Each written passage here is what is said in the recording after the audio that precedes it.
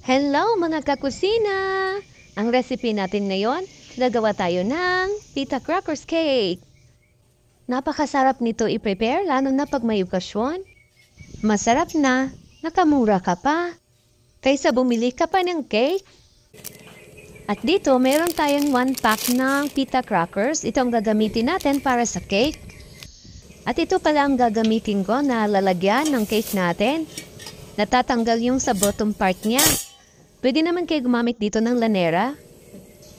At dito sa ating frying pan, hindi muna natin ito isasalang sa apoy. I-mix muna natin ang ibang ingredients. Maglagay lang tayo ng 2 itlog. At sugar. I-mix-mix lang natin hanggang sa matunaw ang sugar natin. At kapag tunaw na ang asukal, ilagay na natin ang vanilya.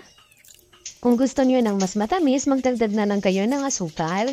At i-mix-mix lang natin. At ilagay na rin natin ang ating harina. At cornstarch. I-mix-mix lang natin mabuti hanggang sa mawala na ang mga buo-buong harina. Ayan, okay na. At pwede na natin ito isalam. At iset lang natin ang stove sa low heat.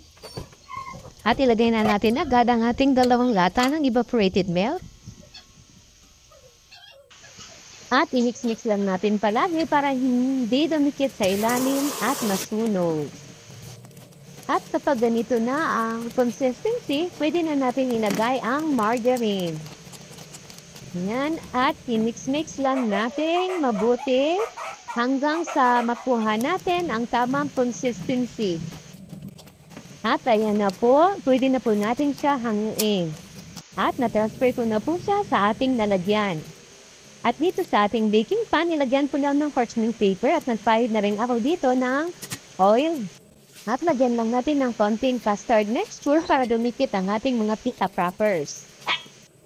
At ganyan lang po ang paglagay ng ating mga pita crackers. At kapag nalagyan na po lahat, ilagay na natin ang ating custard mixture. Ganyan lang po ang gagawin natin hanggang sa mapuno ang ating baking pan o lalagyan. Kadalasan ginagamit dito ay graham crackers. Para may iba naman, pita ang ginamit natin. Ayan, puno na ang ating lalagyan. At yung natirang pita crackers natin, nadurugin lang natin at ilagay natin sa ibabaw. Ganyan lang po. At ilagay lang natin sa refrigerator ng overnight para mag-set. Pero kung nagmamadali kayo, ilagay niyo na lang sa freezer ng 3 to 4 hours. Isa ako sa nagmamadali. Nilagay ko lang ito sa freezer ng 3 hours. Ayan. At i-unmold lang natin ang ating pita crackers cake. Ayan. Wow, perfect. Ang ganda. Ang sarap tingnan. Natatatang.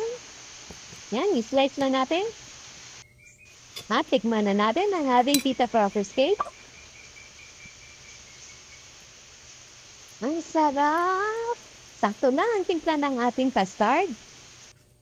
At dito, try naman natin na lagyan ng cheese para malaman natin kung alin ang mas masarap, ang walang cheese or may cheese. Tikman na natin. Mas masarap talaga ang may cheese.